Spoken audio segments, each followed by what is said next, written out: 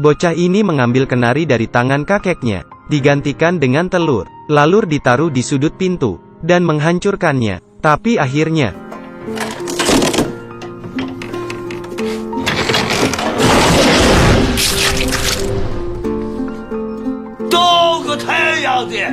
mengapa kata kotor sederhana itu terasa sangat rumit dikatakan? Beberapa hari yang lalu, di malam hari, putra Laoyang, yang telah lama pergi akhirnya kembali.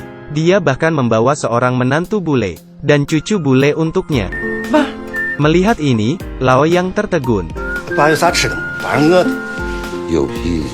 Mulut Laoyang sangat kasar, tapi akhirnya dia membuatkan mereka mie yang disiram minyak wangi. Keesokan paginya, Laoyang melihat uang ratusan yuan di atas mejanya. Cucunya turun dari tangga, memberikan dia sebuah surat. Di surat, anaknya berkata dia akan berpergian, lalu memintanya menjaga anak ini beberapa hari. Laoyang sangat kesal, segera mengunci anak di dalam rumah, naik ke motor, mengejar putranya. Ternyata dia sudah terlambat. Bocah ini bernama Brooks. Dia kesulitan memanggil namanya, jadi dia dipanggil Bud. Ketika Brooks ingin ke toilet, tapi dia tidak terbiasa. Brooks bersikeras tidak mau menggunakan toilet ini, namun Laoyang khawatir bocah ini akan buang air kecil di dalam rumah. Laoyang buru-buru menyalakan dupa, menutupi hidungnya dengan syal. Keesokan harinya, anak itu marah lagi. Laoyang mencarinya kemana-mana, namun dia tidak menemukannya. Laoyang takut dan tekanan darahnya mulai tinggi. Tiba-tiba Brooks mengeluarkan suara. Walaupun dia berbicara begitu, tapi Laoyang pergi ke sebuah toko kecil.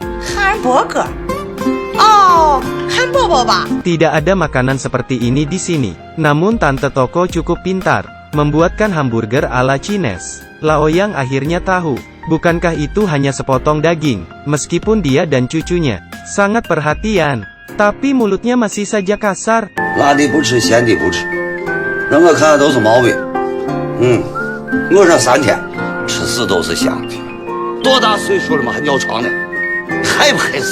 Bahkan jika Brooks menggambar Spiderman favoritnya, Laoyang tetap akan mengomentarinya.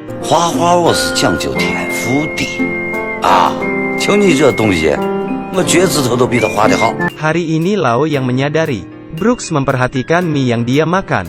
Dia ingin Brooks mencobanya. Ternyata bocah ini menolaknya. Laoyang tidak bisa mengerti, bagaimana dia bisa menolak mie berminyak ini?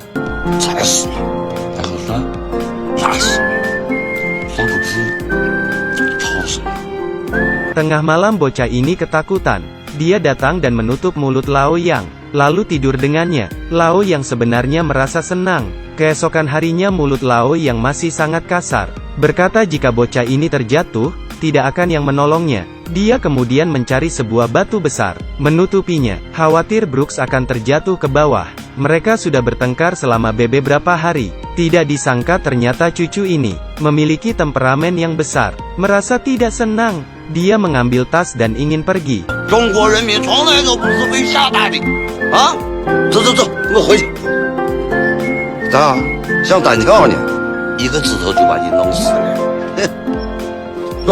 Di hari-hari berikutnya, Laoyang berkeliling desa, mencarikan mainan untuk cucunya, bahkan dengan muka tebal, pergi meminta susu sapi untuk cucunya. Perlahan-lahan warga desa mulai curiga.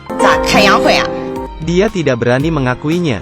Dia merasa malu memiliki cucu bule. Laoyang akhirnya mencari jalan.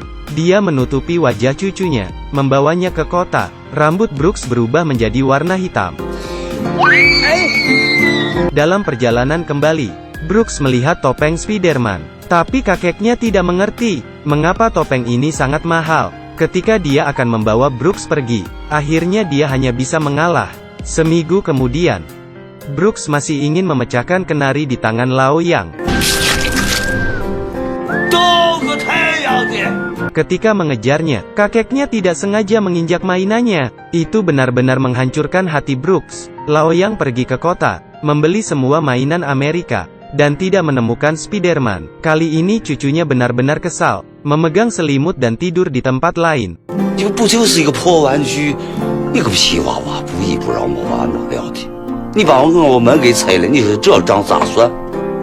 Brooks tidak peduli, langsung pergi begitu saja. Lao Yang pun menjadi kesal. Demi cucunya, Lao Yang menunjukkan skillnya. Dia adalah seorang seniman bayangan terkenal. Hanya saja karena tidak terkenal lagi, Lao Yang pun pensiun. Melihat mainan Spiderman yang rusak, Lao Yang menggambarnya.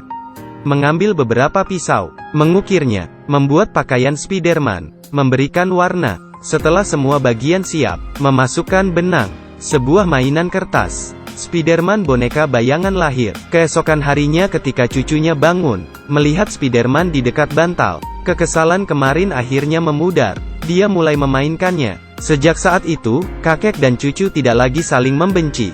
Di malam hari, Lao Yang akan memegang Sungokong, dan Brooks memegang Spiderman. Memulai peperangan yang belum pernah terjadi sebelumnya. Lao Yang juga akan mengajari Bud menggunakan sumpit, demi agar Brooks bisa minum susu. Lao Yang secara langsung membawa sapinya pulang ke rumah.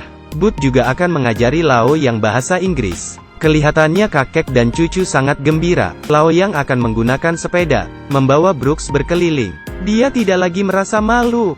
Mereka juga membuat janji. Di tahun baru, mereka akan makan bersama, bahkan melingkarkan jari mereka. Keesokannya Lao Yang membuka lubang itu, memberitahu cucunya, lubang ini sangat dalam. Kedalamannya bisa sampai ke Amerika. Jika kamu merindukan kakek, kamu bisa berteriak, dan kakek akan mendengarnya.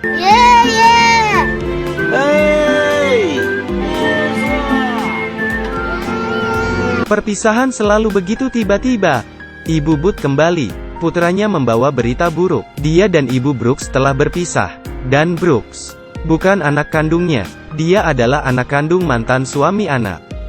Lao Yang meminta putranya jangan memberitahu Brooks, karena dia ingin membawa Brooks melihat pertunjukan. Lao Yang bermain di atas panggung.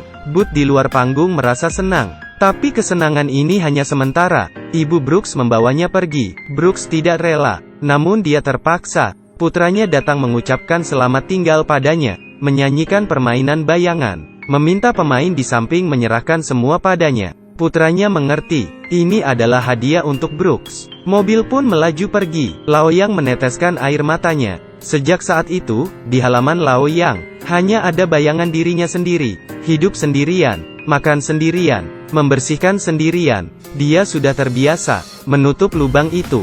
Ketika merindukan Brooks, dia akan membukanya kembali, mencoba mendengar, apakah ada suara Brooks di dalam. Setengah tahun berlalu, di dalam mimpinya, dia mendengar suara Brooks.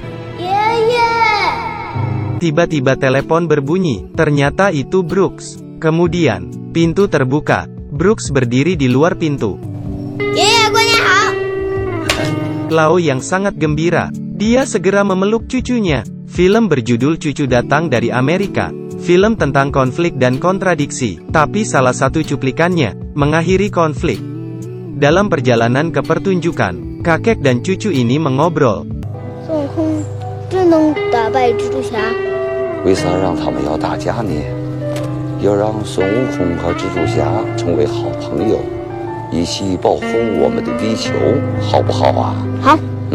Di dalam keluarga, semua kontradiksi dapat diselesaikan, entah perbedaan antara Cina dan asing, atau perbedaan usia, dan di depan cinta darah lebih kental dari air, bisa menghilangkan perbedaan ini. Ini adalah perasaan yang paling berharga di dunia, juga akan menemani kita melewati hidup. Baiklah, saya Cumen. Bagi teman yang suka, silahkan di-share.